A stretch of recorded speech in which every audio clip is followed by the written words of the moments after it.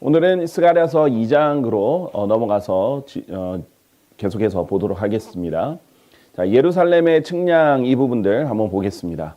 내가 다시금 나의 두 눈을 들어 바라보았더니 자기 손에 한 측량줄을 가진 한 남자를 보니라. 그때 내가 말하기를 당신께서는 어디로 가시나이까 하였더라. 이에 그가 나에게 말하기를 예루살렘을 측량하러 가는 것이요 그곳의 너비가 얼마이며 그곳의 길이가 얼마인지 살펴보려 함이라 하였더라. 그러고 나서 보라, 나와 대화하던 천사가 나아갔고 다른 천사가 그를 맞이하러 나갔더라. 그리고 그에게 이같이 말하였더라. 달려가서 이 청년에게 고하여 이같이 말하라. 예루살렘은 거주하는 곳이 되리니 그 안에 사람들과 가축들이 많으므로 성벽들이 없는 마을들 같이 되리라. 이는 내가 그녀에게 주의를 두른 불의 성벽이 될 것이요 그녀 한가운데서 영광이 될 것이기 때문이라. 주가 말하노라. 자, 그럼 1절부터 보겠습니다. 지금 한 측량줄을 가진 한 남자가 등장을 하죠.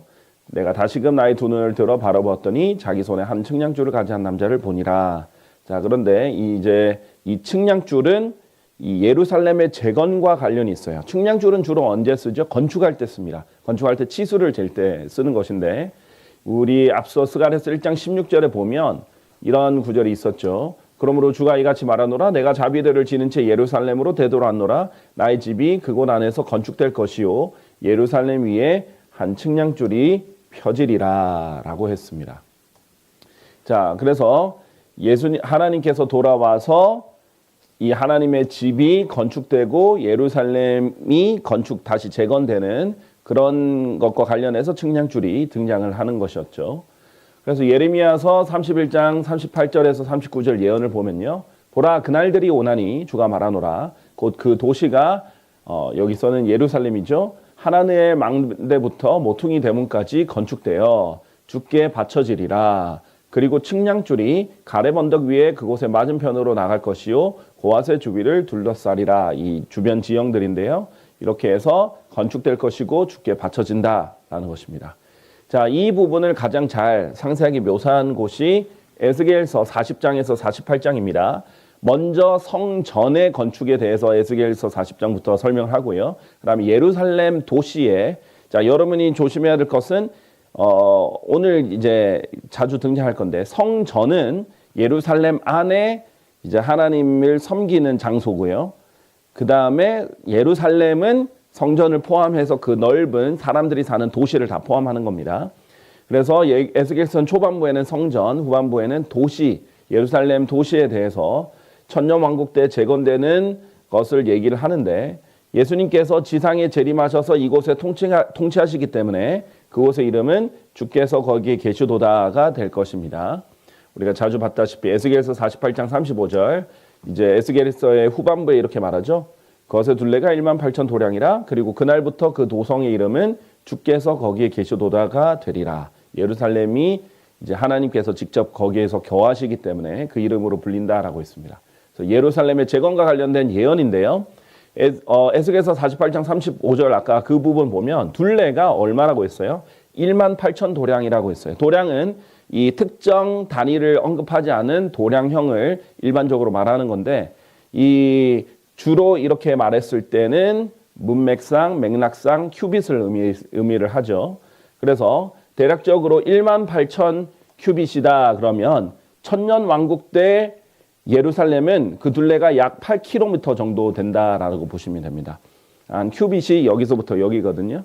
그래서 대략 이제 이 큐빗을 어떻게 정의하느냐에 따라 다른데 한 50cm라고 보면요. 약 8km 정도 된다라고 보시면 됩니다. 그래서 천년왕국 때 예루살렘 도시는 둘레가 약 8km 되는데 천년왕국 때 예루살렘과 영원시대의 새 예루살렘은 크기부터 다르다. 이 두 개를 우리가 이 차이를 보는 것이 이제 중요하죠. 안 그러면 예루살렘이라는 언급할 때마다 헷갈릴 수 있어요. 그래서 이 예언이 어느 시기에 어느 예루살렘을 말하는지가 중요합니다. 파괴되기 전에 솔로몬 때 지어졌던 성전을 말하는 건지 예루살렘을 다윗의 도시 예루살렘을 말하는 건지 파괴되고 나서 재건되는 느헤미야 시대 때 재건되는 예루살렘을 말하는 건지 아니면 초림 때 무너지고 결국 대환란 때 다시 재건됐다가 다시 무너지는 예루살렘 말하는 건지, 천년 왕국 때 말하는 다시 지어지는 예루살렘을 말하는 건지, 아니면 영원 시대 때 내려오는 그 새 예루살렘을 말하는 건지를 구분하는 게 시대에 따라서 구분하는 것이 예언의 시점을 알아볼 수 있는 중요한 척도가 됩니다. 그래서 새 예루살렘을 비교해 보면요, 한 변의 길이가 약 2,400km예요. 어마어마하죠? 대한민국보다 훨씬 더 긴 겁니다. 새 예루살렘은요, 한 변의 길이가 2,400km 정도 돼요. 부산에서 서울이 한 320km 정도 된다면 이 훨씬 더 넘는 이 길이가 되는 거죠. 또 정사각형의 모양이기 때문에 둘레를 다 합치면 약 9,600km 정도 되는 것이죠. 거의 10,000km가 둘레가 정도 됩니다. 요한계시록 21장 16절에 보면 새 예루살렘이 하늘에서 내려오는데 그 도성이 정사각형으로 놓여 있어서 그 길이가 너비만큼 길었더라. 같은 길이와 너비가 같죠. 그리고 그가 갈대로 도성을 측량하였더니 12,000 펄롱이더라 라고 했어요. 자, 펄롱은 8분의 1 마일입니다. 그러니까 12,000 펄롱 정도 되면 1,500마일 정도 되는 것인데요. 우리 이제 키로로 환산을 이렇게 해보면 대략 이제 1.6을 곱해야 되겠죠. 그래서 이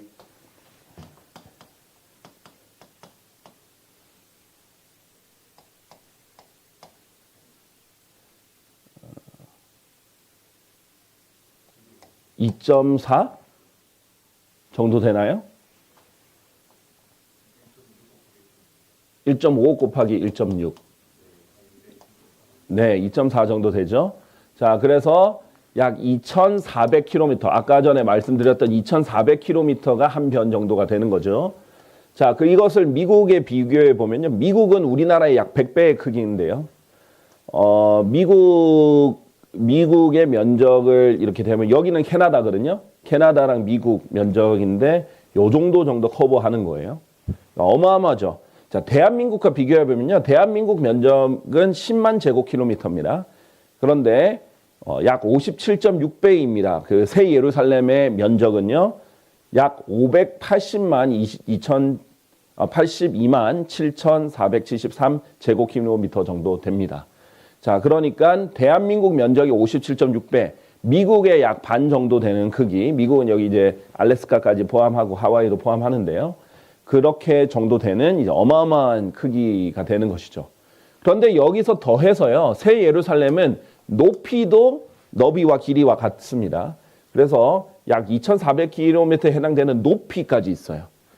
현재 지상에서 가장 높은 산이 8,848.86m의 에베레스트 상이죠. 그러니까 키로로 환산하면 약 8.8km인데요.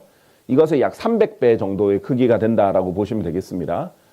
그래서 이렇게 대략 면적을 보면요, 이 미국이거든요. 미국에 대비해 보면 이렇게 높고 넓고 큰 거예요.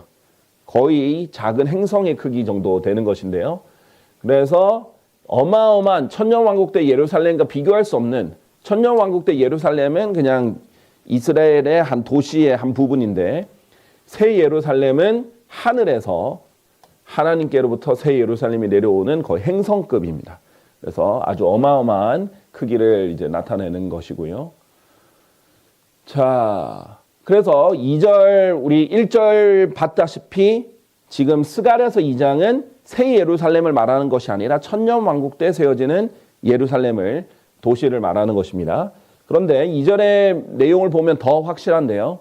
그때 내가 말하기를 당신께서는 어디로 가시나이까 하였더라. 이에 그가 나에게 말하기를 예루살렘을 측량하러 가는 것이요 그곳의 너비가 얼마이며 그곳의 길이가 얼마인지 살펴보려 함이라 하였더라 라고 했습니다. 자, 이때 이제 4절 보면은 이 예루살렘의 특징이 뭐냐면 예루살렘은 거주하는 곳이 되리니 그 안에 사람들과 가축들이 많으므로, 이것이 첫 번째 특징인데 뒤에서 볼 것이고, 천년왕국 때 예루살렘은 성벽들이 없는 마을들 같이 된다라고 얘기를 했습니다. 자, 이것이 천년왕국 때 예루살렘의 큰 특징이에요. 자, 왜 이 스가랴서 2장의 예루살렘이 새 예루살렘이 될 수 없냐면 새 예루살렘은 거대하고 높은 성벽이 있다라고 정확하게 성경에서 명시합니다. 그러나 천년왕국 때 예루살렘은 성벽들 없는 마을들 같이 됐다라고 얘기를 하죠. 요한계시록 21장 12절에 보면 새 예루살렘에는 거대하고 높은 성벽이 있었고 12대문들이 있었다라고 얘기를 합니다. 자, 그리고 스가랴서 2장에서 말하는 예루살렘은 느헤미야 때 재건된 예루살렘도 아닙니다. 자, 역사에서 느헤미야 때 재건된 그 예루살렘 말하는 게 아니라 스가랴서 2장은 예언을 해서 천년왕국 때 예루살렘을 말하는 건데, 왜냐하면 여러분 느헤미야 읽어보면 알다시피 느헤미야 때는 예루살렘의 성벽들이 재건됩니다. 그렇기 때문에 그 성벽이 있는 예루살렘도 아니에요. 미래의 천년왕국 때 재림과 관련된 예루살렘을 얘기하는 것이죠. 느헤미야서 12장 27절에 보면 예루살렘 성벽의 봉헌식 때 그들이 자신들의 모든 처소들에서 나와서 레위들을 찾아다녔으니 이제 그들을 예루살렘으로 데려오고자 합니다. 다 예루살렘의 성벽이 완공이 되니까 예루살렘 성벽의 봉헌식을 하게 되죠. 그래서 느헤미야기는 이 성벽을 건축하는 예루살렘 도시를 다시 재건하는 내용이 핵심인 책입니다. 자, 반면에 에스겔서 38장에 있는 천년왕국 때 이스라엘 성벽은요. 자, 새 예루살렘은 성벽이 있다고 있고 이 에스겔서 38장은 스가랴서 2장처럼 천년왕국 때 그 이스라엘을 얘기하는데 이때 이스라엘은 성벽이 둘러지지 않고 성벽이 없이 거하고 있음을 설명합니다. 그래서 에스겔서 38장이 제가 말씀드렸죠. 지금 교회 시대 때 일어나는 일이 아니라 천년왕국 때 일어나는 일이라는 것을 직접적으로 예언의 적용은 에스겔서 38장은 천년왕국 끝에 있을 일이라는 걸 설명을 드렸어요. 자, 왜냐하면 그러면서 너는 이같이 말하라. 내가 성벽이 둘러지지 아니한 촌락들의 지역으로 올라가겠노라. 나는 안정되고 안전하게 지내는 자들을 가겠으니 그들 모두가 성벽들 없이 거하는 자들이요 빗장들도 대문들 없는 자들이라 라고 했어요.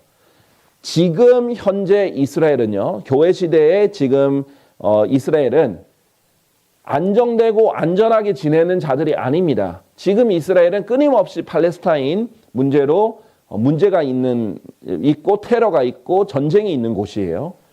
그리고 성벽이 있어요. 제가 이스라엘 가봤잖아요. 그래서 이스라엘 서안 지구라고 하는데 팔레스타인 사람들이 정착하고 있는 곳인데 거기에는 팔레스타인 사람들도 정착하고 있고 이스라엘 사람들도 정착하고 있어서 그들 사이를 나누는 경계를 성벽으로 지어서 나눕니다. 그래서 실제로 아직도 성벽을 지어서 벽을 쌓아서 그 구역들을 나누고 있고요. 그 다음에 지금 현재도 이 서한 지구를 통합을 할 것이냐 마냐에 따라서 뭐 사우디아라비아도 경고하고 중동 나라들이 경고하는 끊임없이 소란의 핵심에 있는 것이 이스라엘인데 에스겔서 38장은 성벽도 둘러져 있지 않고 그 다음에 안정되고 안전하게 지내고 그 다음에 모두가 성벽들 없이 거하는 자들이고 빗장들도 대문들도 없는 자들이다 하면 이것은 직접적인 예언으로는 교회 시대 끝에 기록된 것이 아니라는 거예요. 이것은 심지어 대환란 때 당연히 기록된 것도 아니고 이것은 천년왕국 끝에 일어날 일들을 기록한 것입니다. 그래서 에스겔서 38장에 일어나는 곡과 마곡의 전쟁은 지금 현재 교회 시대 때 뭐 러시아가 쳐들어오고 이런 것을 얘기하는 것이 직접적으로 하는 것이 아니에요. 만약에 넓게 적용한다면 부분적으로 적용할 수 있겠죠. 하지만 직접적인 적용은 항상 주의 날과 관련이 있다라는 것을 설명을 드립니다. 자, 그리고 이제 4절로 다시 돌아가면요. 사람들과 가축들이 많다라고 했죠. 그 안에 사람들과 가축들이 많다. 그런데 천년왕국 때 주님께서 이스라엘 지역에 사람의 씨와 짐승의 씨를 뿌린다고 말했어요. 지금 이스라엘은요. 사람들과 가축들이 많지는 않습니다. 우리나라에 비하면 인구 밀도가 몇 배로 더 적어요. 그렇기 때문에 지금은 많은 것이 아니에요. 예레미야서 31장 27절을 보면 보라 그날들이 오나니 주가 말하노라 곧 내가 이스라엘 집과 유다 집을 사람의 씨와 짐승의 씨와 함께 뿌리겠노라. 자, 씨 뿌리듯이 계속 뿌리면은 이제 쑥쑥쑥 사람들과 짐승들이 더 자라나겠죠. 마치 식물들 자라고 곡식이 자라듯이 하나님께서 뿌리겠다라고 예언을 하셨습니다. 이 마지막 날들에 이런 일들이 있을 것이다 라고 알려주시는 거죠. 자, 5절에 보면 이는 내가 그녀에게 주위를 두른 불의 성벽이 될 것이요. 자, 예루살렘에게 불의 성벽이 하나님이 되어 주신다. 또 그녀의 한가운데서 영광이 될 것이기 때문이다 라고 말했습니다. 자, 이 부분은 또 분명히 이제 이어지는 부분이죠. 천년왕국 때 있을 예언입니다. 예수님께서는 이미 초림 때 예루살렘을 떠나셨고 영광 또한 그분과 함께 떠났습니다. 예수님께서는 초림 때 성전을 나의 아버지의 집, 나의 집이라고 부르셨었지만 나중에 이제 십자가에 달리시기 전에는 성전을 너희 집이라고 부르시며 떠나버리십니다. 자, 마태복음 23장 38절에서 39절을 보면 성전을 가르쳐 너희 집이 너희에게 황량하게 남겨졌도다 라고 하면서 24장으로 넘어가면 예수님께서 나가시어 성전으로부터 떠나셨다 라고 말하죠. 자, 이렇게 예수님이 떠나신 성전은 하나님의 영광이 떠난 것과 마찬가지입니다. 자, 그 성막에서 이제 성전이 지어지기 전에 사무엘상 4장 시절 때는 아직 성막이던 시절인데 이때 성막의 핵심 중의 핵심인 언약궤를 빼앗겼어요. 필리스테인들에게. 그랬더니 이카봇이다라고 얘기를 했단 말이죠. 영광이 이스라엘로부터 떠났다 했어요. 그런데 이 성막에 있는 언약궤는 지성소 가장 거룩한 곳에 있는 핵심인 말씀을 상징하는 곳이거든요. 거기에 십계명이 담겨 있고 언약 돌판이 담겨 있기 때문에 만나도 하나님의 말씀을 가리키고요. 자, 그런데 예수님을 상징을 하는 거예요. 왜냐하면 거기에는 만나와 언약궤와 그 다음에 아론의 쌍난 지팡이 있는데 다 예수 그리스도를 나타내거든요. 그런데 예수님이 하나님 성전에서 떠나니까 너희 집이 돼버리고 하나님의 영광이 떠나버리고 결국 파괴가 된 것이었어요. 그래서 천년왕국 때는 다시 예수님이 돌아오셔서 예루살렘에 거하시기 때문에 그녀의 한가운데서 영광이 하나님이 될 것이다. 내가 그녀의 한가운데서 영광이 될 것이다가 성취될 것입니다. 지금은 하나님의 영광이 예루살렘에 없어요. 초림 때부터 지금까지는 없는 상태입니다. 그래서 당연히 미래에 있을 일들을 천년왕국 때 있을 일들을 설명하는 것이다 라는 것이 더욱더 확실해지죠. 자, 5절 이는 내가 그녀에게 주위를 두른 불의 성벽이 될 것이다 라고 했습니다. 자, 스가랴서 2장의 예루살렘은 대환란 때 예루살렘도 될 수가 없겠죠. 왜냐하면 대환란 때 예루살렘은 적그리스도에 의하여 공격받고 점령됩니다. 그때 하나님께서는 안 지켜주세요, 예루살렘을.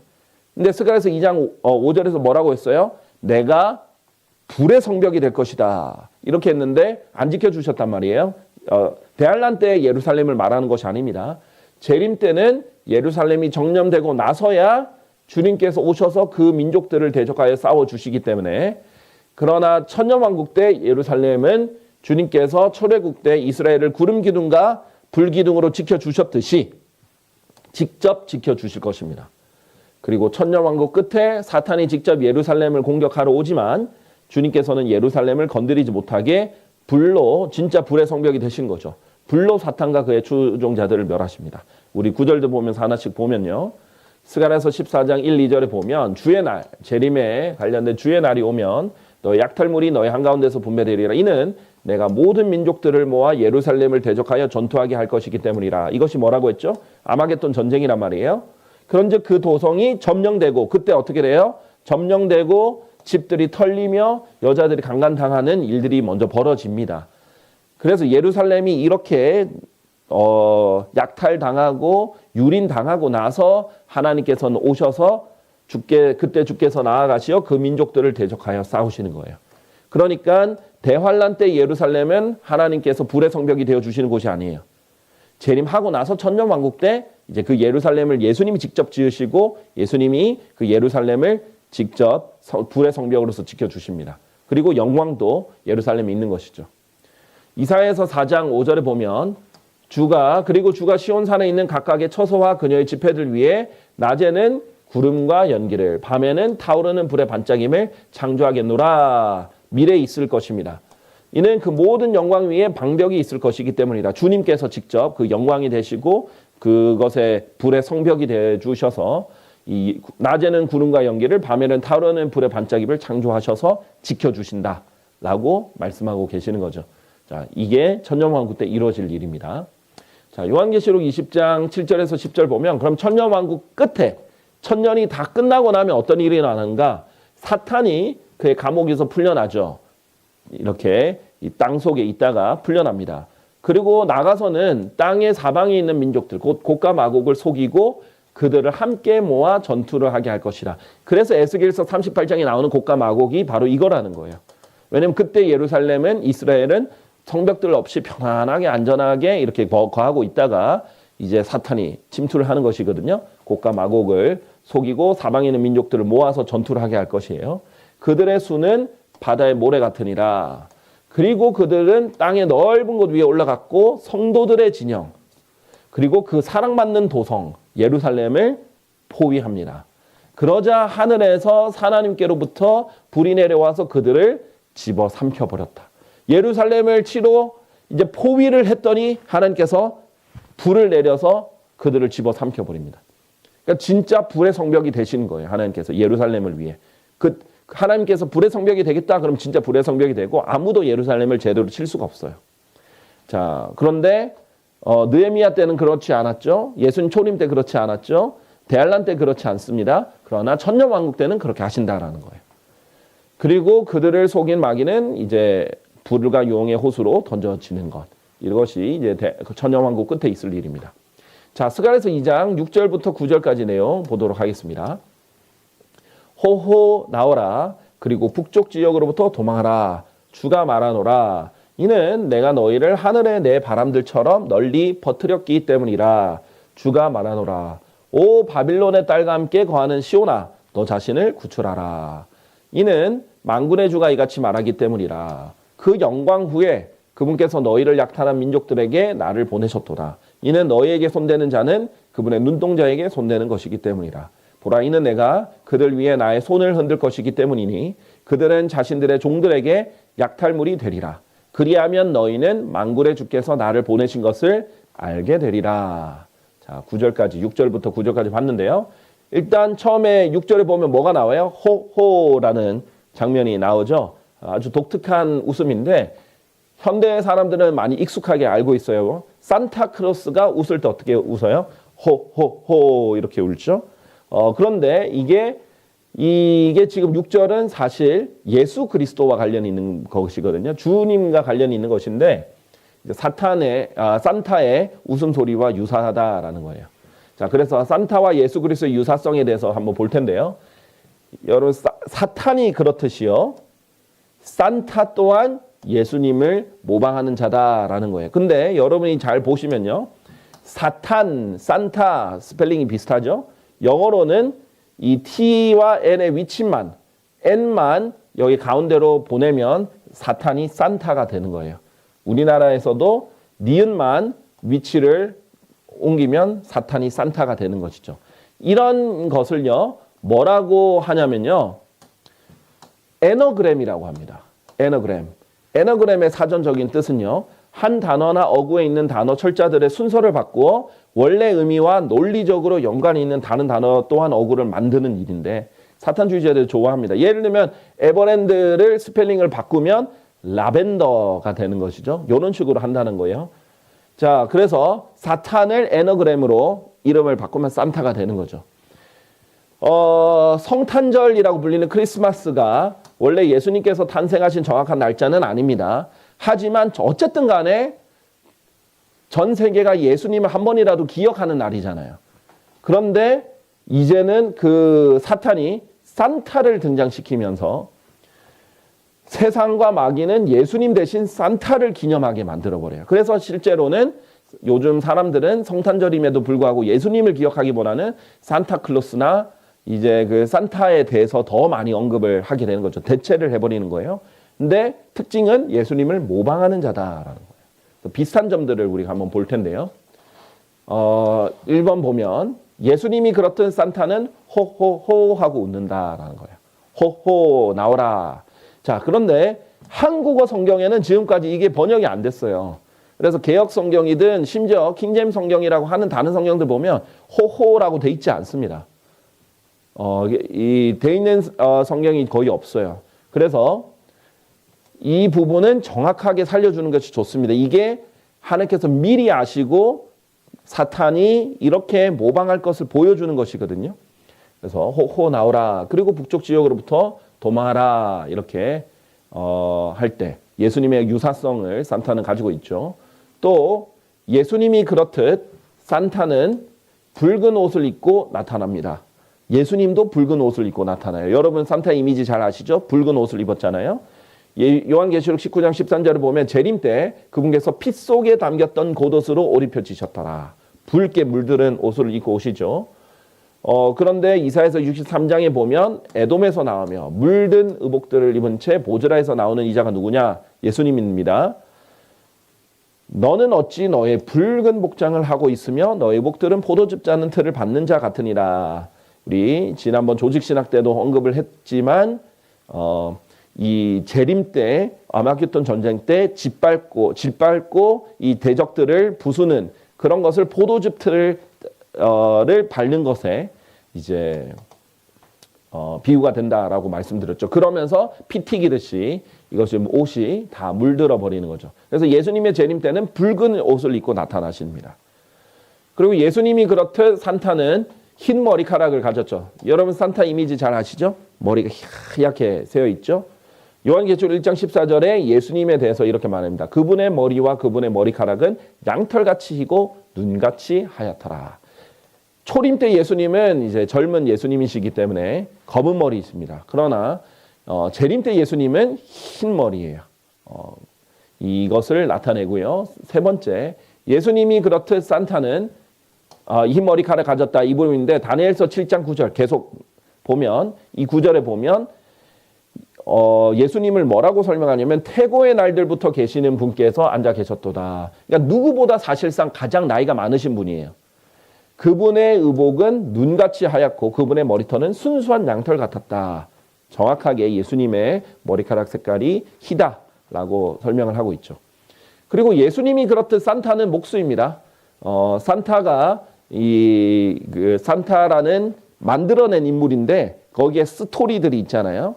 그 산타는 목수로 등장을 합니다.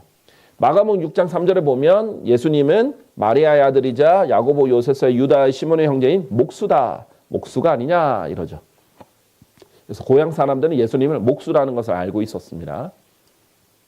그 다음에 예수님이 그렇듯 산타는 북쪽에서 나옵니다. 산타는 이제 북극 출신이죠. 만들어진 가상의 인물임에도 뭐 고향도 있고 어디에서 사는지 뭐 서사가 다 있습니다. 물론 모티브가 되는 인물도 있고요. 시편 48편 1절에서 2절 보면 주님은요. 우리 하나님의 도성과 그분의 거룩하심의 산속에서 대단히 크게 찬송받으셔야 하는도다. 그런데 이 하나님의 도성이 하늘에 있는 새 예루살렘을 말합니다.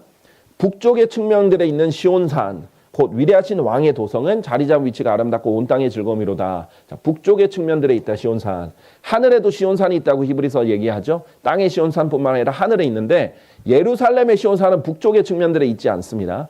하늘에 있는 시온산은 북쪽에 있다라고 얘기를 합니다. 자, 그 다음에 에스겔서 1장 4절에 보면 하나님이 등장하실 때 그룹들과 함께 등장하실 때 보라 북쪽에서 해오리 바람이 나오고 거대한 구름과 스스로를 감싸는 불이 나왔는데 광채가 그것의 주위가 있었다라고 얘기를 하죠. 북쪽에서 나왔다 이렇게 표현을 합니다. 그 다음에 산타는 사람들에게 나타날 때 도둑처럼 굴뚝으로 들어오는데 예수님도 보라 내가 도둑같이 오리라 이렇게 말씀했죠. 이런 게 우연이 아니라는 거예요. 왜 하필이면 굴뚝으로 들어오는 거예요. 그렇죠? 왜 도둑처럼 들어오는 거예요? 예수님이 도둑처럼 오겠다 약속하신 거예요. 자, 7번 산타는 굴뚝을 통해서 이제 그 불이 있는 벽난로에 발을 딛고 서죠. 그러면은 이제 우리는 요즘 아파트에 워낙 살아가지고 그런 이미지가 아니지만 이게 서양에서 온 스토리니까 서양의 집들은 이제 벽난로 굴뚝에 벽난로가 있죠. 그래서 그 벽난로에 불 지피는 연기가 굴뚝을 통해서 나가게 만들어 놓은 곳인데 여기에 굴뚝을 통해서 오면 불이 있는 벽난로에 발을 딛고 서죠. 그런데 그러면 이제 발이 어떻게 돼요? 이게 용광로에 달궈진 듯 이렇게 붉게 되는 것이죠. 그래서 예수님의 모양도 그분의 두 발은 정제된 녹 같아서 마치 이것들이 용광로에서 달궈진 듯 하였다. 불기둥 같다라고도 표현합니다. 요한계시록 10장에서는. 자, 그 다음에 예수님처럼 산타는 어린아이들을 양팔로 안아 올립니다. 그 산타의 선한 이미지를 만드는 것 중에 하나가 아이들을 사랑하고 아이들을 끌어안는 건데 예수님이 원조죠.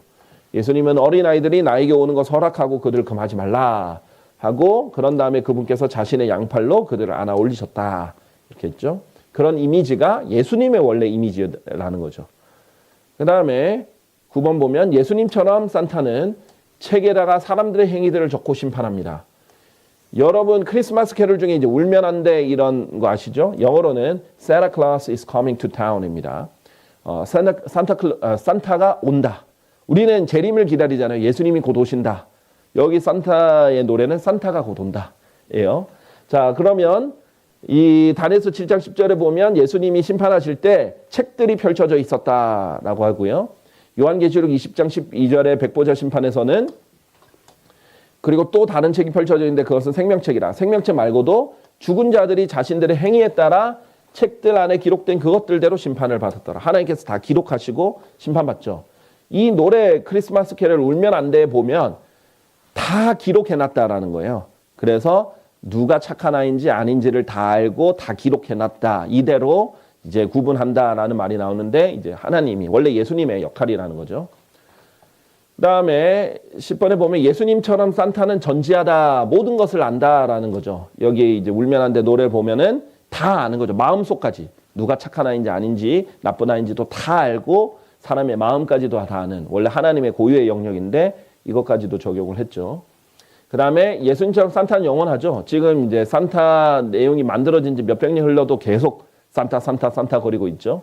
그 다음에 예수님처럼 산타는 믿음을 요구합니다. 34번가의 기적이라는 책을 참조하면 산타는 믿음을 요구해요. 나를 믿어야 된다. 이렇게 얘기를 하죠. 예수님처럼 산타는 자기의 이름을 딴 교회가 있습니다. 산타클로스의 원형이라고 불리는 인물은 니콜라스 이건데 사인트 니콜라스인데 니콜라스가 이 산타 그 다음에 니콜라스가 클로스 이런 식으로 된 것으로 보죠. 네, 이 세인트 니콜라스를 이름을 딴 성당들이 아주 많이 있습니다. 유럽에. 그래서 예수님처럼 산타는 자기 이름을 딴 교회가 있어요. 우리 그리스도의 교회들처럼요. 자, 이렇듯 이제 사실 눈에 안 보이기 때문에 사람들은 사탄이 뭘 하는지 모르고 있지만 아주 교묘하게 예수님 대신 자기가 영광을 받기 위해서 이렇게 다 작업을 해놓고 전 세계에 영향을 끼쳤다라는 거예요. 매우 실제적이라는 겁니다. 사탄은. 자, 다음으로 넘어가서 6절에 북쪽 지역으로부터 도망하라 주가 말하노 이는 내가 너희를 하늘의 내 바람들처럼 널리 퍼뜨렸기 때문이라. 이스라엘은 먼저 곳곳에 흩어져 있죠. 흩어지죠. 대환란 때. 그리고 나서 이제 주님 재림하실 때 하나님께서 다 모으시죠. 그래서 이사야서 43장 5절 6절 보면 이 내 바람들, 이 내 바람들이 언급되면 방향과 많이 관련이 있어요. 동쪽, 북쪽, 서쪽, 남쪽 이렇게. 내가 너와 함께하기 때문이라. 내가 동쪽으로부터 너의 씨를 데려오고 서쪽으로부터 너를 모으리라. 내가 북쪽에게 내놓으라 하고 말할 것이요 남쪽에게 저지하지 말라 하고 말하겠노라. 나의 아들들을 먼 곳에서 나의 딸들을 땅끝들에서 데려오리라. 흩어져 있던 이스라엘들을 데려오는 장면이고 내 바람들, 내 방향에 다 하나님께서 다 데리고 오시는 겁니다. 보라 이들은 먼 곳에서부터 오리라. 그리고 보라 이들은 북쪽으로부터 오고 서쪽으로부터 오리라. 그리고 이들은 시림 지역으로부터 오리라. 이렇게 얘기를 했습니다. 하나님께서 이들을 다시 회복시킨다는 내용이죠. 자, 그런데 이 외에도 무슨 말이 있었죠? 이 7절 내용이 빠졌네요. 7절 스가랴서 2장 7절에 보면 제가 이제 성경 자체를 인용을 해야 되는데 아마 빠뜨린 것 같습니다. 여러분이 이제 성경이 펼쳐져 있으니까 성경을 보시면 스가랴서 2장 7절에 이렇게 되어 있습니다. 오 바빌론의 딸과 거하는 시온아 너 자신을 구출하라. 이렇게 되어 있죠. 시온이 바빌론의 딸과 함께 거하고 있다. 원래 이스라엘에서는 있을 수 없는 일이죠. 바빌론 종교, 바빌론의 사람들과 함께 거할 수 없죠. 근데 좋은 게 아니에요. 너 자신을 구출하라. 이렇게 말합니다. 우리 재림 때 어떤 일이 일어나죠? 재림 직전에 하나님께서 신비에 거대한 바빌론을 등장시킵니다. 로마 가톨릭과 관련이 있죠. 바빌론이 신비의 형태로 부활하는 거예요. 그리고 땅의 창녀들과 가정한 것들의 어미라. 우리가 이 마지막 종교 통합의 종교로 이제 결국 로마 가톨릭이 이제 발전된 형태로 일어나는 것으로 우리가 살펴봤었습니다. 그런데 하나님께서 이 신비의 바빌론과 관련해서 나의 백성 이스라엘에게 뭐라고 말하냐면 그녀에게서 나오라. 그리하여 너희는 그녀의 죄들의 동참자들이 되지 말고 너희는 그녀의 재앙들을 받지 말라. 하나님께서 자신의 백성을 나와라, 나와라, 나와라 이렇게 하세요. 자, 적그리스도가 속여서 예루살렘에 들어가 가지고 거기서 활동을 할 텐데 많은 사람들이 이 유대교조차도 심지어 이 종교를 따르게 되는 사람들이 생기는 거예요. 그러니까 하나님께서 빠져나와, 빠져나와, 너 스스로 구출해 이렇게 얘기하는 거죠. 그런데 진짜 유대인들은 거절할 수밖에 없어요. 왜냐하면 이 로마 가톨릭도 그렇지만은 우상들을 만들어서 세워놓잖아요. 이스라엘이 절대 받아들일 수 없는 것 중에 하나가 그런 것이거든요. 그러니까 양심이 있는 유대인들은 거절하게 될 것입니다. 자, 8절에 보면 이는 만군의 주가 이같이 말하기 때문이라. 그 영광 후에 그분께서 너희를 약탈한 민족들에게 나를 보내셨도다. 자, 예수님이 재림하시면 영광이 있죠. 그런데 이 이스라엘을 약탈한 민족들을 어떻게 하시느냐? 이스라엘을 감히 손댔잖아요. 하나님 심판하신다는 내용인데 너희에게 손대는 자는 그분의 눈동자에게 손대는 것이기 때문이다. 아주 멋진 말이죠. 이스라엘은 하나님의 눈동자다. 예루살렘은 하나님의 눈동자다. 이것을 손을 대면 곧 나의 눈동자, 하나님의 눈동자를 손대는 것이다. 이렇게 얘기하는 것입니다. 이사야서 40장 5절에 보면 주의 영광이 나타나 보여지리니 모든 육체가 그것을 함께 보리라. 재림 때 이런 일이 나죠. 그래서 영광 후에 하나님께서 이 민족들을 심판하시는데 주님이 나타나실 때 이 영광이 보여지는 거예요. 그리고 모든 육체가 그것을 볼 것입니다. 그래서 지상 재림은 사람들이 눈에 볼 수 있게 모든 사람이 보게 나타나시는 거라고 했죠. 신명기 32장 10절에 보면 이스라엘에 대해서 그분께서 자신의 눈동자처럼 그를 지키셨다라고 얘기를 합니다. 그리고 시편 17편 8절도 저를 눈동자같이 지켜소서 이렇게 말을 하죠.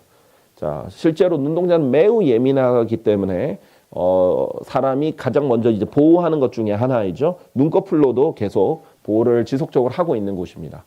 자, 창세기 12장 3절에 보면 하나님께서 아브라함에게 이렇게 말합니다. 너를 축복하는 자들에게 내가 복을 주겠고 너를 저주하는 자를 내가 저주하겠노라. 이 하나님께서 이 약속을 아브라함 한 사람에게만 주신 게 아니라 아브라함의 언약을 이어받는 이삭과 야곱과 야곱의 12지파들 자녀들에게 이 약속을 승계해 주십니다.